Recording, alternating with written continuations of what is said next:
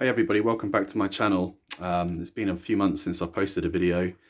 Those of you that followed me know that I had a new baby 3 months ago, so it's been quite a busy time, and railway modelling has taken a bit of a back step. But one thing I've been doing is just making the odd scale scenes models while I've been away, and I thought I'd just do a video here today just to talk to you through some of the techniques and tips I've got for making better card modelling kits. The only ones I make are scale scenes. Here's a selection of ones I've got on my shelf that I've made. I really do enjoy making them, so I thought I'd talk you through making the low relief warehouse kit that's free to download, and just talk through some of the hints and tips I've got to make that better. So let's get on and have a look. So here's the free download low relief warehouse kit from Scalescenes. Made this many times, and I'm going to talk you through making this one now today. So the first thing I'd say is I model in N gauge, and obviously everything in this scale is a bit more fiddly than it would be in the larger 00 scale. The first tip I'm going to give you really with making a scale scenes kits is choose the right card. So all scale scenes kits work on the same basis. There's heavy, medium and light card, and then you've got also, as well as your base layers, you also have your cover layers, which are simply printed onto normal paper. If you don't get the right card thickness, particularly the heavy card, then you'll never quite get the models right, because as things go together, there'll be tiny gaps all over the place. And depending on what level of professionalism you want to sort of make the models look like, you're not quite going to get there unless you get the right card. So in N gauge, heavy card is 1mm, and medium card and light card have lower levels of ratings. Now, I find in particular it's important to get the heavy card spot on. So when I started making these kits a few years ago, I purchased online about 200 sheets of 1mm grey card, and I've still got loads of those left, and that really is a game changer in terms of making the kits better.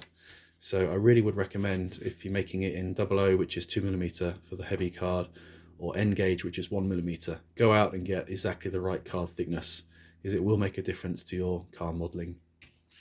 For the medium card, I just have a pack I buy from the shop, which is just a light card, and then the light card is almost like very thick paper really, and that doesn't have to be too accurate, because it is, as long as it's thin and it's still card, that's all you need.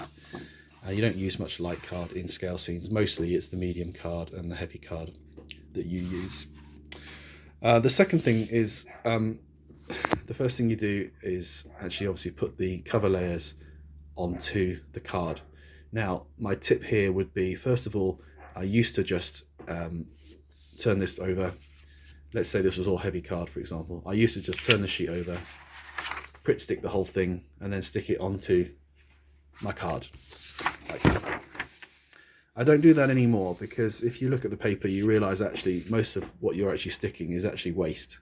So what I now do is actually cut around about 5mm or so around each of the pieces, and a bit like a jigsaw, I actually just stick them onto the card, starting in one corner and just trying to fit them on as much as I can, minimizing any wasted space. You really will be surprised by doing that just how much wastage you actually do reduce. So I would definitely recommend the extra time in actually cutting around each of the cover layers individually and sticking them onto the card. When I do my gluing, I use an old board here, and I use just a bog standard cheap glue stick. And if this was my cover layer, for example, and I was sticking it onto here, what I would do is start gluing from the inside out. So I would do like that, and that way you get glue around all the edges.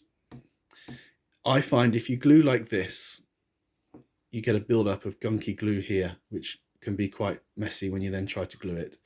So glue from the inside out, and that way you get a nice even coverage all the way out. Now, by doing that, you'll get glue all around here from the glue stick, but that's why I use this old cutting board, because it's manky and it gets glue on it, and it doesn't matter. And then occasionally I give it a wash down with washing up liquid and water, but I always use this one for doing my gluing. So you glue it all like that, and then you've already got your card ready prepared. You take it, and obviously you glue it into the corner, as I mentioned, like that. And you just go around all that and glue as much as you can, as close together, and then you've minimized your wastage. You've got nice neat glue, you haven't got clumps of glue around it. You've kept your cutting board nice and neat with no excess glue. All your excess glue is on your gluing board, so to speak. And then you put that aside, you leave it to dry, and then you're ready for cutting out. So I'll come back to you shortly and show you what that stage looks like.